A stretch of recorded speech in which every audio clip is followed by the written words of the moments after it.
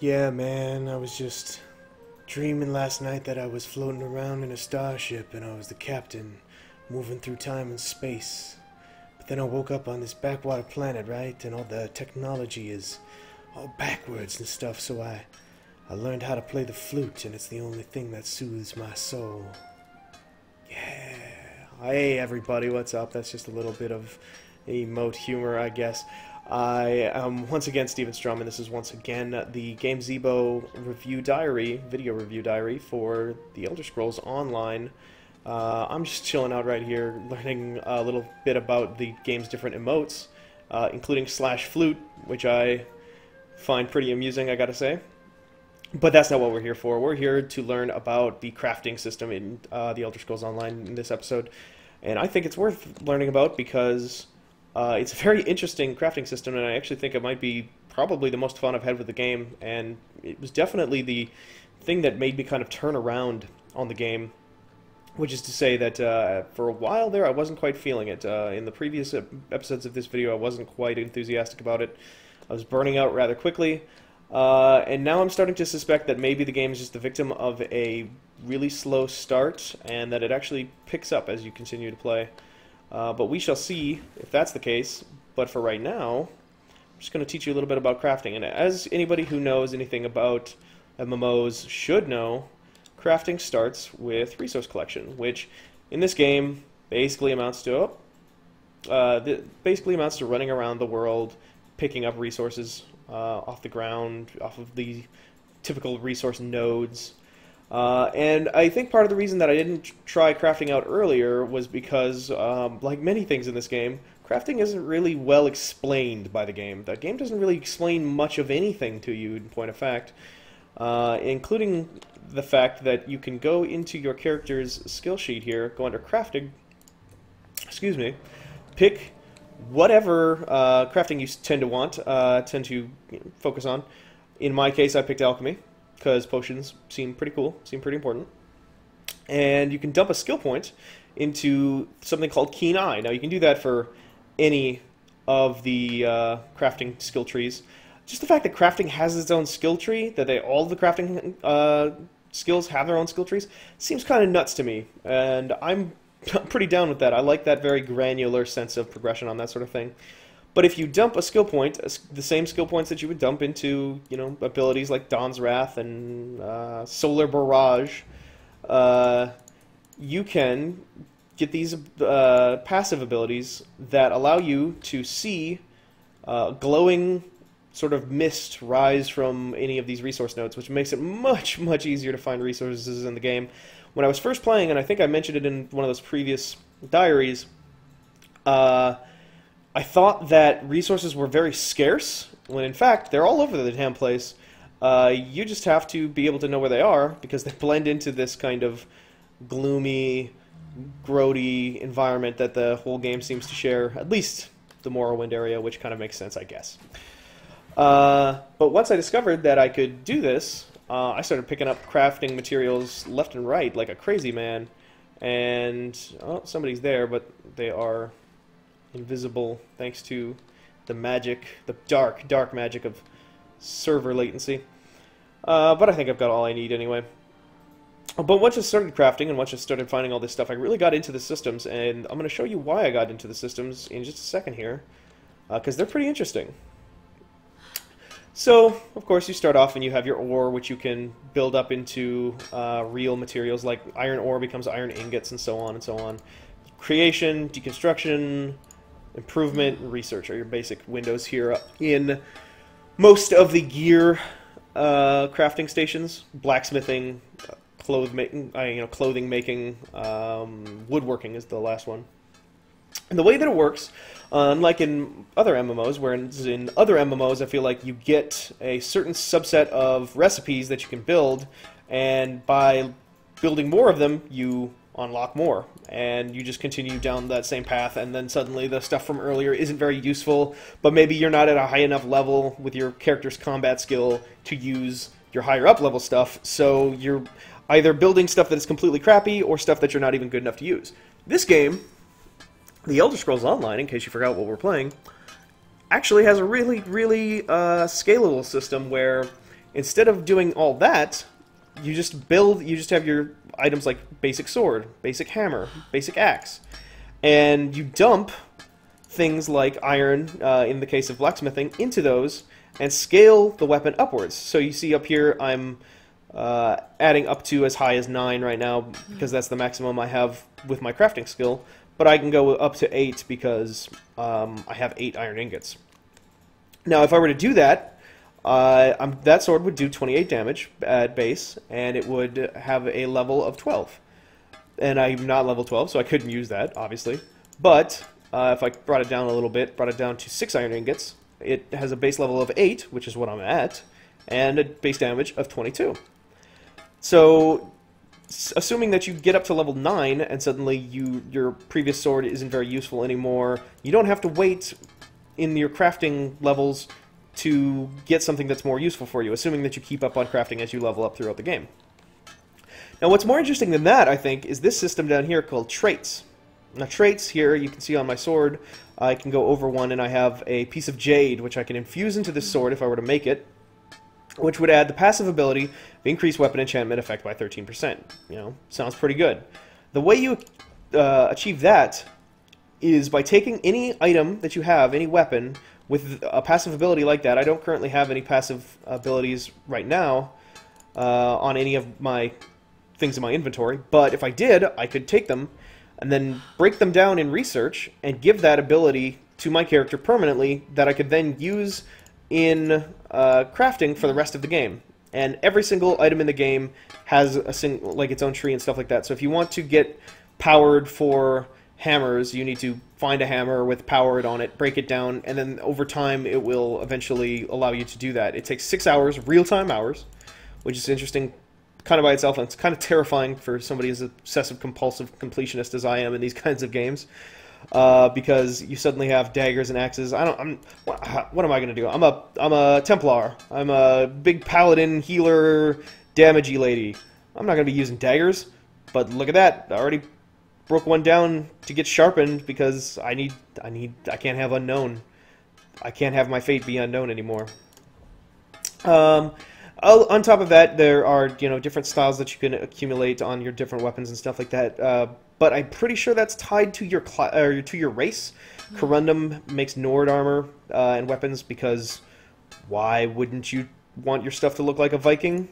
Like, there's no answer to that question. You'd be crazy.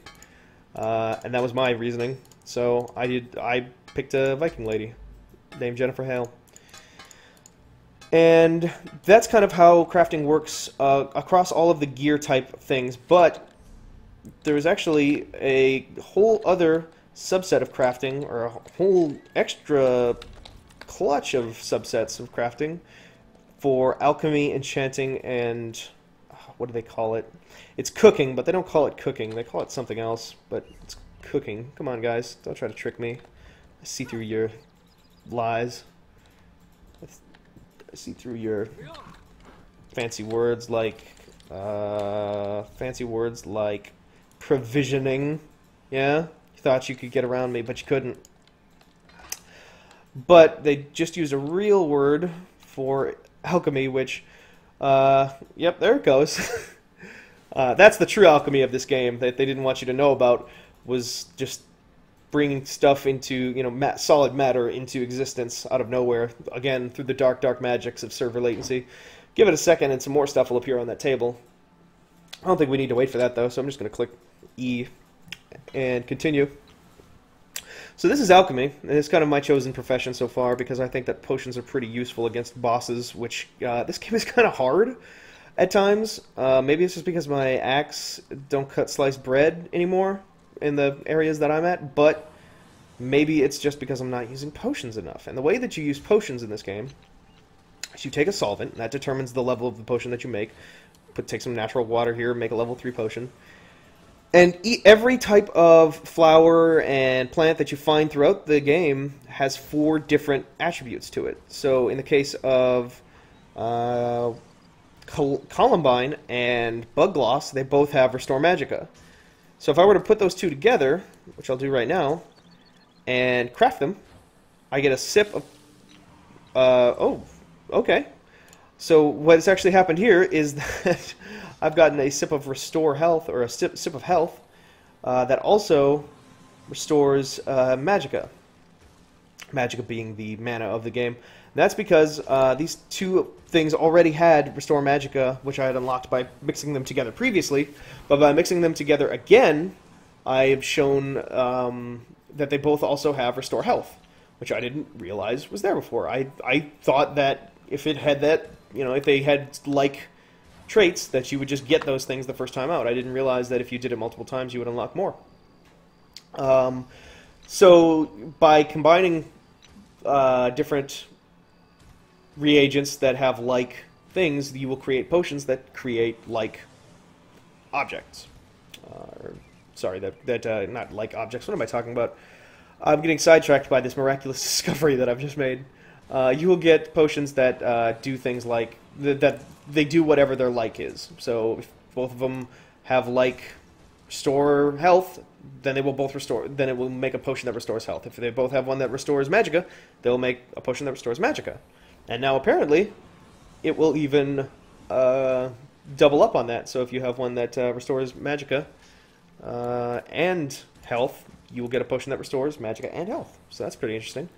And every time that you mix them together, that's how you unlock that, and that information is permanent. So it's again a very terrifying prospect for me, because I love to complete things like that. And sip of weapon crit, stuff like that. All kinds of mix and matching potions, easy bake oven style creation here. So now that I know that I can do it multiple times, I'm going to start double dipping on all these potions to level them up. But I think you get the idea, right? Let's try some of this here real quick to see what we get. That's kind of what I was hoping for, actually. Okay, alchemical reaction yielded no results. Now, that means that those two don't have any like systems. So I can, because I know that this one had Ravage Health, I know that that item that I just removed has no Ravage Health on it. So there's no point in trying to mix and match it to get Ravage Health. One thing I wish that the game did do is I really wish that it would tell you what it doesn't have. Like, it would make it absolutely clear that they didn't match. So if I put in, say, this thing here next to that, and I had already learned that that didn't have Ravage Health because I'd already mixed it with something that had Ravage Health, if it would just show like a red symbol there, that would be interesting. Or no, it'd just be useful. Interesting be damned. Again, here, same problem. But yeah, that is basically how crafting potions in the game breaks down. I'm going to have to remember that trick from before for later. Oh, what else do we have here? Enchanting, that's right. Now, enchanting, I can't really show you exactly what it looks like because I don't have any potency runes. I haven't been able to find any yet. But, if I have a glyph, I can extract that. But runes are these little items that you find throughout the world, usually in dungeons and Dwemer ruins, which are dwarves, but they call them Dwemer because, I don't know, this is Elder Scrolls. And you mix and match all these runes together. I can put a Jajota rune into the circular spot, and I can put a Tadiri rune into the middle spot. And you can see here that Jajota, bad example, but here we go, Ta. It says Ta here means base. So I know now that that is what that would, what that enchantment word means. It translated because I earlier made a glyph out of that rune before, and it translated it for me. This one I don't know what it means, and if I had a potency rune, I could put something there and mix it together and create a glyph that I could enchant a weapon or armor with. And based on the enchantment would be based on whatever the words together translated to, very loosely though it seems. I think I had one here that like made it remove alchemist base. I don't know what that means exactly, but it seemed to shake out as a rune that reduced enemy stamina. So it's they kind of fudge that a little bit, but I think it's still kind of cool that you can be like this Indiana Jones type, translating these runes. It even goes like Fus Uro Ta, Oru Ta, and stuff like that when you make the glyphs together. So if you've played another popular Elder Scrolls game, you might recognize the whole 3 words making a more powerful whole concept. Yeah? Fusro Da, am I right? And then there's provisioning, which I won't really get into because provisioning is basically just cooking. You find recipes, and then if you have the recipe and the ingredients, you can make the food. That's kind of all that does. Food is kind of used for temporary but long-term buffs, like extra magicka maximum for an hour or something, whereas alchemy is more like an instant shot of something like health or stamina or something like that. And that's kind of how the crafting shakes out in the game. So real quick before I leave, I'm just going to delve a little bit more into the exploration aspect and knock out both parts of that here. I touched on that a little bit, obviously, because a big part of the exploration is finding reagents and ores and stuff like that. But there's other stuff out there to find as well. Most of the exploration is sort of incentivized by the quests, and I've said that before as well in previous episodes, but I still think it holds true. That said, the search for chemical reagents and stuff like that has really increased my drive to go out and just kind of mess around and find things.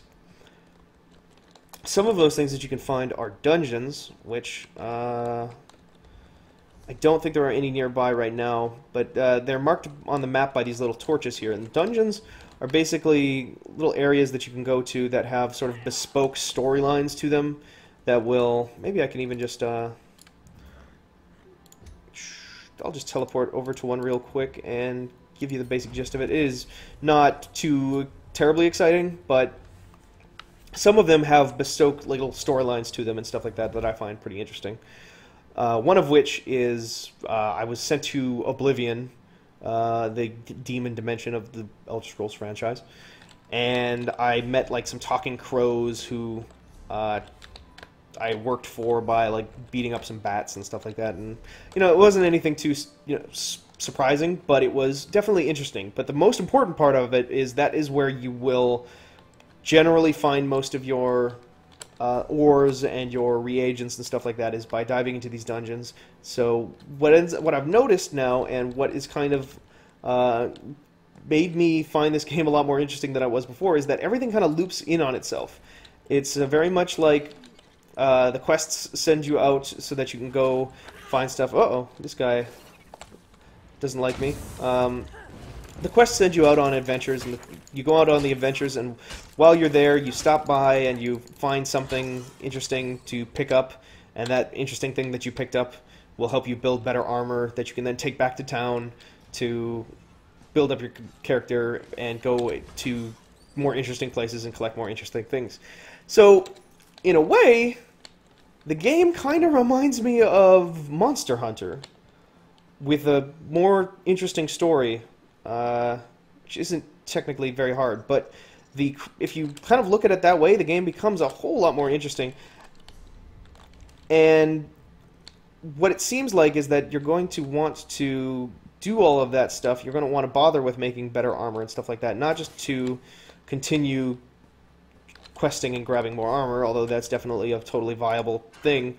But it sounds like the PvP is really where most of that stuff is going to come to a head, which I haven't explored yet, but I will be exploring in a future episode, and probably the very next episode.